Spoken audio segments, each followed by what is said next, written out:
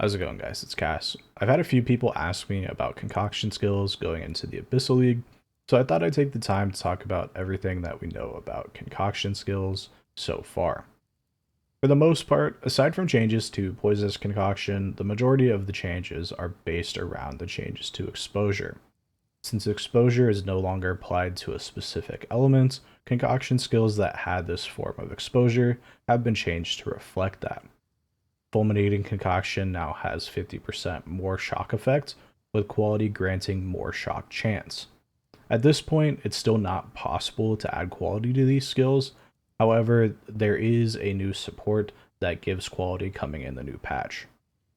This change to fulminating concoction doesn't really do all that much. It's generally just a nerf, forcing you to use frost bomb for exposure. While more shock effect is nice, if you're playing around fulminating concoction, you would be applying max shocks anyway. Shattering Concoction now just has elemental exposure instead of cold exposure, and freezes enemy on hit that are primed for freeze. Based off of primed for electrocution and other prime states, primed for freeze most likely means that when a normal mob has 40% freeze buildup, it will be frozen. This scales to 70% freeze buildup for unique bosses, with the quality of this skill giving increased freeze duration. With this change, it will now be easier to freeze bosses. However, I wouldn't be surprised if that change is replacing the 200% more freeze buildup that Shattering Concoction currently has. Explosive Concoction no longer inflicts fire exposure and has lost 200% more magnitude of ignite. Instead, it fires up to 4 additional mini flasks at ignited enemies, with quality granting 0 to 2 additional mini flasks. So for fulminating concoction and explosive concoction, you are now required to use frost bomb in order to apply exposure.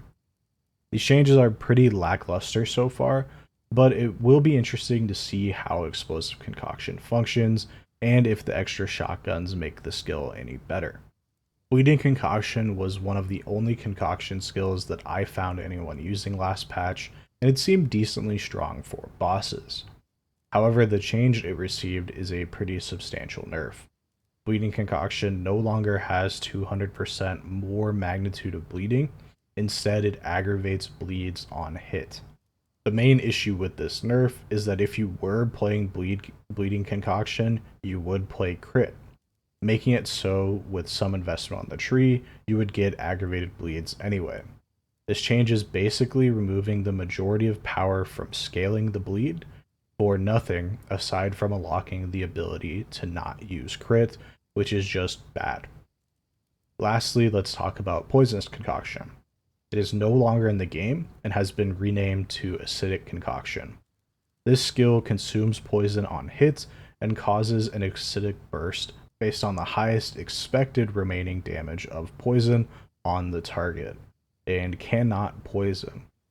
This deals unscalable physical damage equal to 150% of the expected remaining damage of the consumed poison, and has 30% more AoE per poison affecting the enemy. So I'm not sure if this will consume all poisons or if it's just consuming the highest damage poison. However, given the portion about AoE per poison, I would assume that it's consuming all poisons on the target. The blast itself is unscalable physical damage. I'm assuming this means it's just a flat number and cannot be increased further. But that doesn't mean it can't apply things like armor break or bleed. This opens up the potential for a weird poison bleed hybrid build, and with the spear that gives unlimited poison stacks, there might be some weird things you can do to scale crazy AoE. This is a skill that will require a ton of testing, but it does seem interesting. Overall, it feels like GGG wants to move concoctions away from being a main skill and into more support-based skills.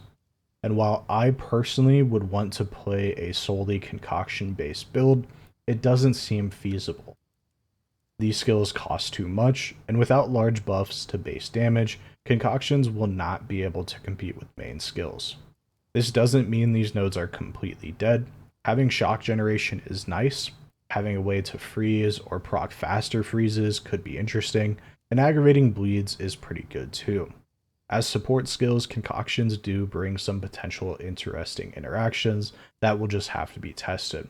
It also opens up for the potential for poisonous concoction to be moved to a main skill and open up to be used by all classes, which would be a massive win in the long run as long as it sees some buffs. That's more of a speculative idea, but it could be nice to reintroduce the playstyle that many players enjoyed without having to worry about 4 other concoction skills in tandem. While I don't think concoction skills will see a ton of usage this league, I think it's good that GG at least has a plan for them, even if it's not the one that I want.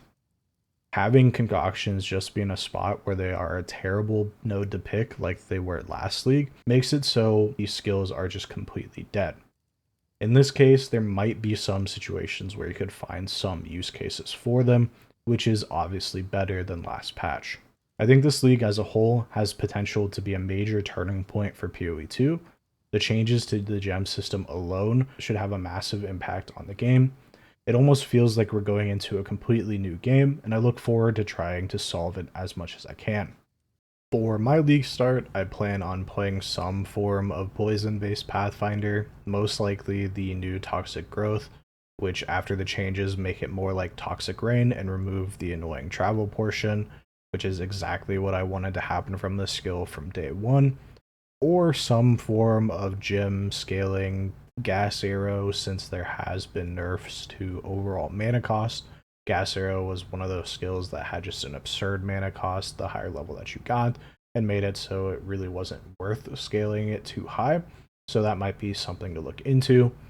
There's a ton of things to test and a ton of new interactions with the changes to gems that I look forward to trying. I also think defensively, Ranger will be incredibly strong with the introduction of Deflect, and there's also a world where the elemental reduction based off of evasion that Pathfinder gets could see some use as well. As always, if I find something cool or fun to play, I'll make a video for it. If you like the video, leave a like, and thanks for watching.